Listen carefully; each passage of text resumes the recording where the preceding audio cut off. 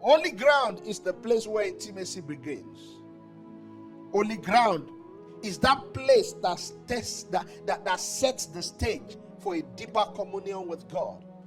Sincerely, Moses didn't know. He just walked into an encounter. He didn't know that where he was the place where his destiny was going to change. Listen, discernment will help you. What will help you?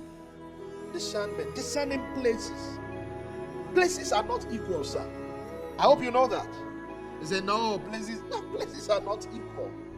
There are places programmed for your encounter.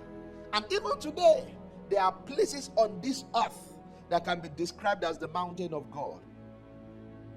There are places in your house where if you kneel, you know that there is a connection. Because you have poured hours into that place, it has become an altar.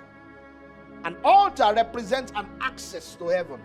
An altar represents a platform where divine sacrifices are made.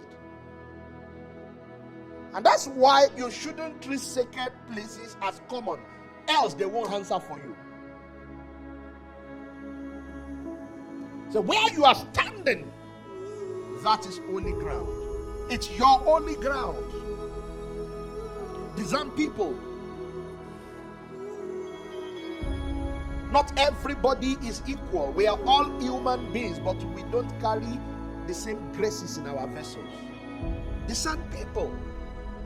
Abraham was a patriarch. Abraham was a carrier of the covenant. He was a friend of God.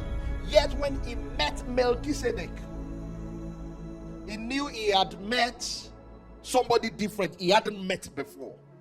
He gave him all. When grace meets grace, there's a response. Discernment will help you to not to treat people equally.